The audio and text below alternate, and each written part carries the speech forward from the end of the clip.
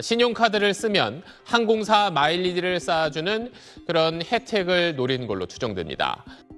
SRT 열차표를 대량 구매했다 환불해 신용카드 포인트만 챙기는 얌체족이 판친다는 지난해 SBS 보도 뒤 운영사인 SR은 대책을 내놨습니다.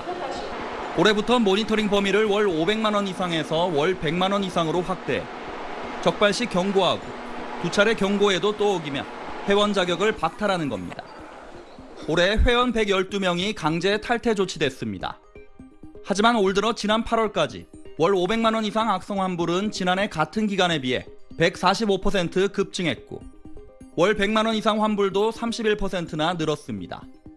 지난 1월엔 한 달 동안 열차표 1,401개, 무려 8,800만 원어치를 샀다가 모두 환불한 사람도 있었습니다.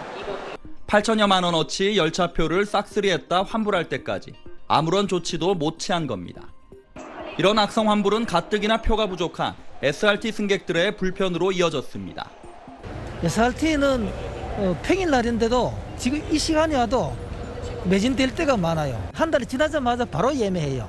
그래야만이 내가 원하는 시간대에 예매할 수가 있어요. 카드 결제일 뒤 승차권을 환불해도 포인트가 남는 게 문제인데 모니터링 강화 외에 악성 환불 행위로 이득을 얻지 못하도록 근본 대책을 마련해야 한다는 지적이 나옵니다. SR의 체질 개선을 위해서는 대량 취소권에 대한 수수료를 더 높이고 카드사와 시스템을 연계한 적극적인 모니터링도 필요합니다.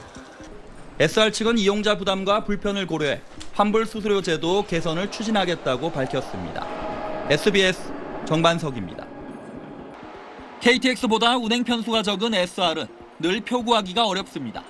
보통은 한 2, 3일 전부터는 이제 취소표가 많이 나오기 때문에 그때부터 좀 클릭을 여러 번 해가지고 구하는 편이기는 해요.